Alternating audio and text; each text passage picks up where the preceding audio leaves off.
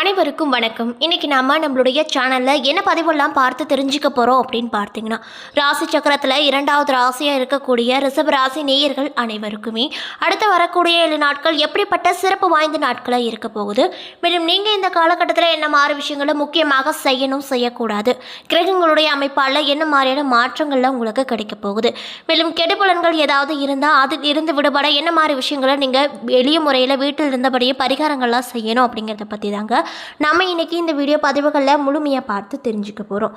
இந்த பதிவுகள் அனைத்துமே ரிஷபராசி நேயர்கள் அனைவருக்குமே பயன் தரக்கூடிய விதத்தில் தான் இருக்கும். ஸோ வீடியோவை ஸ்கிப் பண்ணாமல் தொடர்ச்சியாக பாருங்கள். அது மட்டும் இல்லாமல் உங்களுக்கு ரிஷபராசி நேயர்கள் யாராவது தெரிஞ்சவங்களாக இருந்தால் அவங்களுக்கு மறக்காம இந்த வீடியோவை அவங்களுக்கு ஷேர் பண்ணி விடுங்க. அவங்களுக்கு ரொம்பவே யூஸ்ஃபுல்லாக இருக்கும். மேலும் உங்களுக்கு விநாயகர் பெருமானை ரொம்ப ரொம்ப பிடிக்கும் அப்படின்னா அந்த வீடியோக்கு ஒரு லைக் பண்ணிவிட்டு உங்களுடைய ஆள் மனதில் நிறைவேறாத விஷயங்கள் ஏதாவது இருந்தால் அதை வேண்டுதலாக நினைத்து கொண்டு நம்மளுடைய கமெண்ட் பாக்ஸில் விநாயகர் பெருமானுக்கு போற்றி அப்படின்னு சொல்லிட்டு மறக்காமல் 3 முறை பதிவு பண்ணுங்கள். மேலும் நீங்கள் இப்போ தான் நம்ம சேனலை முதல் முறையாக பார்க்குற மாதிரி இருந்தால் மறக்காமல் சப்ஸ்கிரைப் பண்ணிவிட்டு கீழே இருக்கும் பெல் ஐக்கானையும் மறக்காமல் கிளிக் பண்ணுங்கள். அப்போ தான் நம்ம சேனலில் போடுற ஒவ்வொரு வீடியோவுமே உங்களுக்கு நோட்டிஃபிகேஷனாக உடனுக்குடனே வந்து சேரும். ஸோ இப்போ வாங்க நம்ம வீடியோக்குள்ளே போகலாம். ஜோதிட ரீதியாக உங்களுக்கு நிறைய விதமான விஷயங்கள், அதாவது பலன்கள் தெரிஞ்சுக்கணும் அப்படின்னு ஆசைப்பட்டீங்கன்னா டிஸ்கிரிப்ஷனில் வாராகி அம்மன் ஜோதிட நிலையத்தோட கான்டாக்ட் நம்பர் இருக்குது. ஸோ மறக்காமல் தொடர்பு கொண்டு பயன்பெற்றுக்கோங்க. இவங்க நிறைய ஆக்டர்ஸ்க்குமே ஜோதிடம் பார்த்துருக்காங்க. ரொம்ப ரொம்ப ஃபேமஸான ஒரு ஜோதிடரும் கூட. நம்மளுடைய வியூவர்ஸ் நிறைய பேர் அவங்க கிட்ட ஜோதிடம் பார்த்துருக்காங்க. ரொம்ப பேர் பயனும் அடைஞ்சிருக்காங்க. ஸோ உங்களுக்கு இப்போ வரைக்கும் நிறைய விதமான பிரச்சனைகள் நடந்துகிட்ருக்கும். அதுக்கு உடனடியாக தீர்வு காணணும் அப்படின்னு நினச்சா இந்த நம்பருக்கு மறக்காமல் கால் பண்ணுங்கள். திருக்கணித பஞ்சாங்கத்தின் படி நவகிரகங்களின் சஞ்சாரத்தை பார்ப்பதால் சூரியன் கன்னி ராசியில் இருக்காரு, செவ்வாய் மிதுன ராசியில் அமர்ந்திருக்காரு, புதன் சிம்ம ராசியில் நிற்கிறாரு. மேலும் 17ஆம் தேதி கன்னி ராசிக்கு இடப்பெயர்ச்சியாக இருக்காரு. அதே போல் ரிஷபத்தில் குரு சஞ்சரிக்கிறாரு, சுக்கிரன் துலாம் ராசியில் அமர்ந்திருக்காரு. மேலும் கும்பத்தில் சனி பகவான் இருக்காரு, மீனத்தில் ராகு பகவான் இருக்காரு, கன்னியில் கேது பகவான் இருக்காரு. மேலும் இந்த வாரத்தில் மற்ற கிரகங்களின் மாற்றம் எதுவும் இல்லை அப்படின்னு சொல்கிறாங்க. மேலும் சந்திரன் இந்த வாரம் மேசம், ரிஷபம், மிதுனம் ஆகிய 3 ராசிகளில் பயணம் செய்கிறாரு. சிம்மம், கன்னி, துலாம், விருச்சகம் ஆகிய ராசிக்காரர்களுக்கு சந்திராஷ்டமம் இருக்குதுங்க. ஸோ பார்த்து கவனமாக இந்த காலகட்டத்தில் நீங்கள் இருந்துக்கோங்க. மேலும் இந்த வாரம் கிரகங்களின் சஞ்சாரம் மற்றும் கூட்டணி பார்வைகளால் இந்த ரிஷபராசி நேயர்கள் அனைவருக்கும் அடுத்து வரக்கூடிய 7 நாள் எப்படி இருக்க போகுது அப்படின்னு பார்த்தீங்கன்னா, கலைநயம் மிளிரும் சுக்கிர பகவான அதிபதியாக பெற்றிருக்கக்கூடிய ராசிக்காரங்க தான் ரிஷபராசிக்காரர்கள். மேலும் சூரிய பகவான் உங்கள் ராசிக்கு இந்த 7 நாட்களில் 5ஆம் இடத்துல அமர்றாரு. இதனால் குடும்பத்தில் நல்ல காரியங்கள் கண்டிப்பாக எந்த ஒரு தடையுமே இல்லாமல் நல்லபடியாக நடக்கும். கெட்ட கனவுகள் வருவது நின்று போகும்.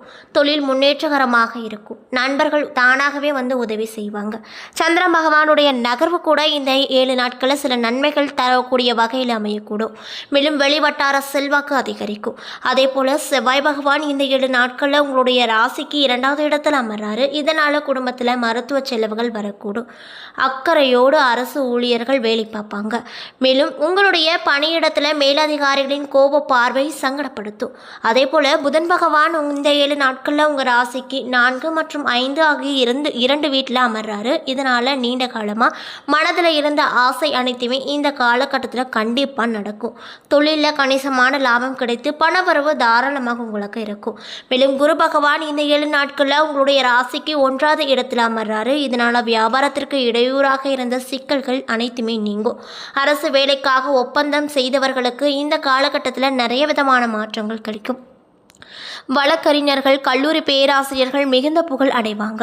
மேலும் சுக்கிர பகவான் இந்த 7 நாட்களில் உங்கள் ராசிக்கு 6வது இடத்துல அமர்றாரு. இதனால் நிலம் வாங்குவீங்க. புதிய வீடு கட்ட சந்தர்ப்பம் அமையக்கூடும். மேலும் சனி பகவான் உங்கள் ராசியில் இந்த 7 நாட்களில் 10வது இடத்துல அமர்றாரு. இதனால் முக்கியமான சில வேலைகள் கால தாமதம் ஆவதால் கவலை உண்டாகும். பணம் கொடுக்கல் வாங்குதல் விஷயத்தில் பக்குவமாக நீங்கள் நடந்து கொள்வீங்க. மேலும் ராகு பகவான் இந்த 7 நாட்களில் உங்களுடைய ராசிக்கு 11வது இடத்துல அமர்றாரு. இதனால் வெளியூர் பயணங்களை சற்று ஒதுக்கி வைத்துக்கோங்க. மேலும் உங்களுடைய பிள்ளைகளால் கல்வி செலவு அதிகரிக்கும். தேவையில்லாமல் கடன் வாங்காதீங்க. மேலும் கேது பகவான் இந்த 7 நாட்களில் உங்கள் ராசிக்கு 5வது வீட்டில் அமர்றாரு. இதனால் துணிச்சலாக எந்த காரியத்திலுமே இறங்குவீங்க. வழக்குகள் ஏதாவது இருந்தால் கண்டிப்பாக அந்த வழக்குகளில் இந்த காலகட்டத்தில் கண்டிப்பாக வெற்றிகளை மட்டுமே கொடுக்கும். இதனால் நீங்கள் ரொம்பவே மன மகிழ்ச்சியோடு காணப்படுவீங்க அப்படின்னு சொல்கிறாங்க. மட்டும் இல்லாமல் பொருளாதார நிலை திருப்திகரமாக இருக்கும். எதிர்பார்த்த பணவரவு அதிக அளவில் கிடைக்க வாய்ப்பு இருக்கு.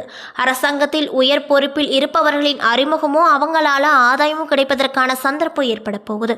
தந்தை வழியில எதிர்பார்த்த பொருள் சேர்க்கை ஏற்படும். கணவன் மனைவிக்கிடையே அந்யோன்யம் அதிக அளவில் காணப்படும். வழக்குகளில் முன்னேற்றகரமான திருப்பங்கள் ஏற்படும். இதனால் நீங்கள் ரொம்பவே சந்தோஷகரமாக காணப்படுவீங்க. மேலும் சகோதரர்களோடு எதிர்பார்த்த காரியம் அனுகூலமாக முடியும். குலதெய்வ பிரார்த்தனைகளை நிறைவேற்றும் வாய்ப்பும் கிடைக்கும். அலுவலகத்தில் உற்சாகமான சூழ்நிலையே காணப்படும். சக ஊழியர்கள் அனுசரணையாக இருப்பாங்க. உங்கள் ஆலோசனைக்கு நிர்வாகத்தாரின் பாராட்டுகள் கிடைக்க பெற்று நீங்கள் ரொம்பவே மன மகிழ்ச்சியோடு காணப்படுவீங்க. அந்த அளவுக்கு தான் உங்களுக்கு இந்த 7 நாட்கள் அமைய பெற்றிருக்கு. மேலும் எதிர்பாராத சலுகைகள் கிடைக்கும். வியாபாரத்தில் விற்பனையும் லாபமும் திருப்தி தரக்கூடிய வகையில் இருக்கக்கூடும். பங்குதாரர்கள் உங்கள் முயற்சிகளுக்கு உதவி செய்வாங்க. வாடிக்கையாளர்களிடம் ஏற்பட்டிருந்த பிரச்சனைகள் நீங்கும். பற்று வரவு சுமூகமாக கிடைக்கும். குடும்பத்தை நிர்வகிக்கக்கூடிய பெண்மணிகளுக்கு இந்த காலகட்டம் எப்படி இருக்குன்னு பார்த்தீங்கன்னா, குடும்பத்தில் செலவுகள் அதிகரிக்கும் என்றாலுமே கூட தேவையான பணவரவு இருப்பதால் சமாளித்து விடுவீங்க. வேலைக்கு செல்லும் பெண்மணிகளுக்கு இந்த காலகட்டம் எப்படி இருக்குன்னு பார்த்தீங்கன்னா, அலுவலக சூழ்நிலை மகிழ்ச்சி தரக்கூடிய வகையில் இருக்கக்கூடும். மேலும் உங்களுக்கு அதிர்ஷ்டம் தரக்கூடிய நாட்கள் 24, 27. அதிர்ஷ்டம் தரக்கூடிய எண்கள் 6, 9. வழிபட வேண்டிய தெய்வம் முருகப்பெருமான். அது மட்டும் இல்லாமல் நீங்கள் செவ்வாய்க்கிழமை தோறும் முருகப்பெருமானை நினைத்து விரதம் இருந்து தொடர்ந்து செவ்வாய்க்கிழமை அன்று முருகப்பெருமானை பிரார்த்தனை செய்து வந்தீங்க அப்படின்னா கண்டிப்பாக உங்களுக்கு ஏதாவது கடன் பிரச்சனை இருந்தால் அது கூடிய விரைவில் தீரும் அப்படின்னு சொல்கிறாங்க. அதாவது மூணாவது செவ்வாய்க்கிழமையே உங்களுக்கு நிறைய விதமான மாற்றத்தை அந்த முருகப்பெருமான் தருவார் அப்படின்னு சொல்கிறாங்க. ஸோ நம்பிக்கையோடு இந்த ஒரு விஷயத்தை செஞ்சு பாருங்கள். அதேபோல ரிஷபராசியில் கார்த்திகை 2, 3, 4 பாதங்கள், ரோகிணி, மிருகசீரிஷம் 1, 2 பாதங்கள் என நட்சத்திரங்கள் அடங்கியிருக்கு. கிரக நிலையை பொறுத்தவரையில் ராசியில் குரு, தனவாக்கு குடும்பஸ்தானத்தில் சந்திரன், செவ்வாய், பஞ்சமஸ்தானத்தில் சூரியன், புதன், கேது, ரணருண ரோகஸ்தானத்தில் சுக்கிரன், தொழில் ஸ்தானத்தில் சனி, லாபஸ்தானத்தில் ராகு என கிரக நிலைகள் அமைய பெற்றிருக்கு. மேலும் உங்களுக்கு இந்த 7 நாள் எப்படி இருக்குன்னு பார்த்தீங்கன்னா, முயற்சிகளில் சாதகமான பலன் கிடைக்கும். கடுமையான முயற்சிகள் உங்களின் வெற்றிக்கு வழிவகுத்து கொடுக்கும். வீண் அலைச்சல் ஏற்படக்கூடும். அதனால் பார்த்து கவனமாக இருங்க. எதிர்பாராத செலவு உண்டாகும். தொழில் மற்றும் வியாபார தொடர்பான காரியங்களில் எதிர்பாராத லாபங்கள் ஏற்படும்.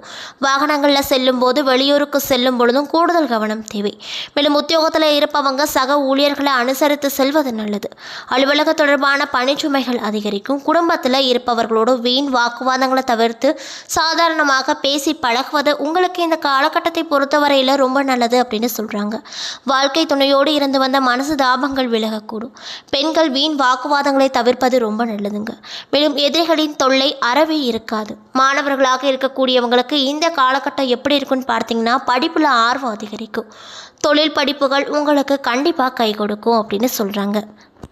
அதே போல் ரிஷபராசியில் இருக்கக்கூடிய கார்த்திகை நட்சத்திரக்காரர்களுக்கு இந்த 7 நாள் எப்படி இருக்குன்னு பார்த்தீங்கன்னா, எதிர்பாராத தனவரவு ஏற்படும். புத்திர பாக்கியம், பதவி உயர்வு, புதிய தொழில் வாய்ப்புகள் ஏற்படும். ஆன்மீகவாதிகளின் சந்திப்பு மகிழ்ச்சி தரக்கூடிய வகையில் இருக்கும். வருமானம் அதிகமாக வந்தாலுமே செலவுகள் கட்டுப்படுத்த முடியாது. மேலும் ரோகிணி நட்சத்திரக்காரர்களுக்கு இந்த 7 நாள் எப்படி இருக்குன்னு பார்த்தீங்கன்னா, தனவரவு அதிகரிக்கும். புத்திர பாக்கியம் ஏற்படும். கௌரவ பட்டங்கள், பதவிகள் ஆகியவை கிடைக்கும். தொழிலில் எதிர்பார்த்தபடி லாபங்கள் இருக்கக்கூடும். நண்பர்கள் மற்றும் உறவினர்களின் உதவியால் உள்ளம் மகிழும். அரசு பணியாட்களுக்கு ஆணையிடும் அதிகார பதவிகள் கிடைக்கும். கோடை வெப்பம் காரணமாக உஷ்ணம் சம்பந்தப்பட்ட உபாதைகள் வரக்கூடும். உடல்நிலையை அலட்சியப்படுத்தாதீங்க. மனைவியின் அரவணைப்பு மூலமாக மனக்கவலைகள் அனைத்துமே உங்களுக்கு பறந்து ஓடிவிடும். மேலும் மிருகசீரிஷம் நட்சத்திரக்காரர்களுக்கு இந்த 7 நாட்கள் எப்படி இருக்குன்னு பார்த்தீங்கன்னா, விருந்தினர் வருகை வீட்டில் கொண்டாட்டத்தையும் கும்பாலத்தையும் ஏற்படுத்தி கொடுக்கும். மனதில் குஷியாகவும் வைத்திருக்கும். உங்கள் எண்ணங்கள் யாவுமே ஈடேறும். புதிய சொத்துக்கள் சேரும். சௌகரியங்கள் மேம்படும். சுப வார்த்தைகளை கேட்டு நல்ல குணங்களுக்கு மாற முயற்சிப்பீங்க. இன்னும் சிலருக்கு எப்பொழுதுமே பண விஷயமான சிந்தனைகளே எழக்கூடும். அரசு அதிகாரிகள் தொல்லை தரலாம். செய்யும் தொழிலில் லாபம் அதிகரிக்க பொருளாதாரம் சீராக இருக்கும். தந்தை வழி உறவுகளால் ஆதாயம் கிடைக்கும். மேலும் உங்களுடைய குழந்தைகளின் முன்னேற்றம் மகிழ்ச்சி அளிக்கக்கூடிய வகையில் இருக்கக்கூடும். அரசாங்க வகையில் லாபம் அதிக அளவில் கிடைக்கும். புதிய நண்பர்கள் சேர்க்கையால் தொழிலில் இன்பமான லாபங்கள் கிடைக்கும் அப்படின்னு சொல்கிறாங்க. என்ன நண்பர்களே, இந்த வீடியோ பதிவுகளில் ரிஷபராசி நேயர்கள் அனைவருக்குமே அடுத்து வரக்கூடிய நாள் எப்படிப்பட்ட சிறப்பு வாய்ந்த நாட்களாக இருக்க போகுது அப்படின்றத பற்றி தெளிவாக இந்த வீடியோவில் பார்த்துருப்போங்க. இந்த பதிவுகள் அனைத்துமே உங்களுக்கு பயன் தரக்கூடிய வகையில் தான் இருக்கும். ஸோ வீடியோவை ஸ்கிப் பண்ணாமல் பார்த்ததுக்கு நன்றிங்க. மேலும் நீங்கள் ரிஷபராசி நேயர்களாக இருந்தால் நம்மளுடைய கமெண்ட் பாக்ஸில் ரிஷபம் அப்படின்னு சொல்லி பதிவு பண்ணுங்கள். மேலும் நீங்கள் இப்போ தான் நம்ம சேனலை முதல் முறையாக பார்க்குற மாதிரி இருந்தால் மறக்காமல் சப்ஸ்கிரைப் பண்ணிவிட்டு கீழே இருக்கும் பெல் ஐக்கானையும் மறக்காமல் கிளிக் பண்ணுங்கள். அப்போ தான் நம்ம சேனலில் போடுற ஒவ்வொரு வீடியோவுமே உங்களுக்கு வந்து நோட்டிஃபிகேஷனாக உடனுக்குடனே வந்து சேரும். நன்றி.